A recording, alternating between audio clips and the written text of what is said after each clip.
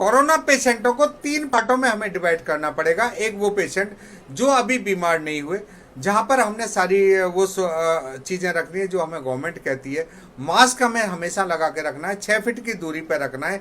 Social distancing नहीं है इसको, अब आप ये सोशल डिस्टेंसिंग करीब करीब खत्म हो चुकी है। इसे रखते हैं हम बॉडी टू बॉडी डिस्टेंसिंग, यानी कि हम शरीर से दूरी बना के रखेंगे। हम सामाजिक दूरी कहाँ है? अगर हम 6 फीट दूर से बात कर रहे हैं तो हम सामाजिक दूरी नहीं है, इसे बोलते हैं हम बॉडी से शरीर की दूरी बना के हमें रखना है। तो अब हमें शरीर से शरीर की दूरी बना के रखें शुरू में। दूसरा पार्ट आता है जब हमारे पहले 3 दिन होते हैं। पहले 3 दिन में अगर डायग्नोसिस हो जाता है तो कोई भी डेथ नहीं होती, सब पेशेंट ठीक होते हैं।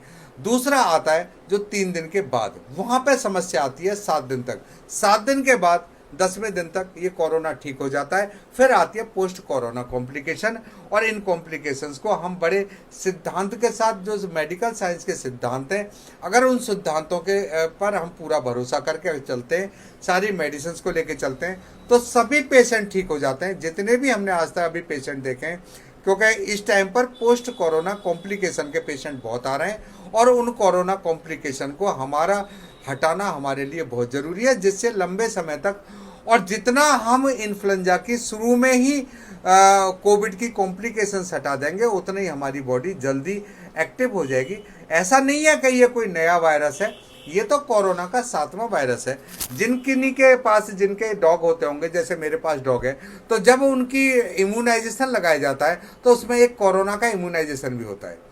तो वो जो कोरोना का इम्यूनाइजेशन होता है, इसका मतलब कोरोना के जो वायरस थे पहले भी थे। ये वायरस पहले जो था, चमगादड़ से जो वायरस आए थे, ये कहाँ से आया? कोरोना चमगादड़ से आया वायरस।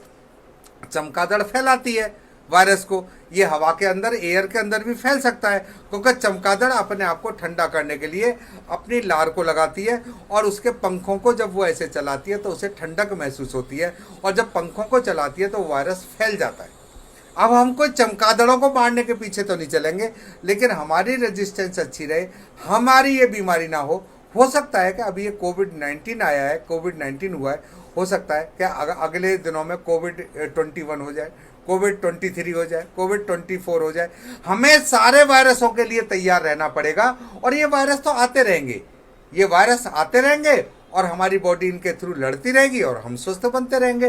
तो इसमें डर कोई बात नहीं, इसका बहुत अच्छा इलाज है। इलाज तो उनका नहीं है जो पहले 1 2 3 वेस्ट करते हैं, और जब निमोनिया स्टार्ट हो जाता है तो वहाँ से दिक्कत आती है। इलाज वहाँ से भी बहुत अच्छा होता है, और जब हमारा सांस ज़्यादा खिंचने लगे, 90 से नीचे ऑक्सीजन जाने लगे, तो हमें वहाँ पर दिक्कत आने के ज़्यादा चांस होते हैं। अपने डॉक्टर को मिलो, अपने डॉक्टर से सलाह लो, और अपने डॉक्टर के कॉन्टैक्ट में ज़रूर रहो।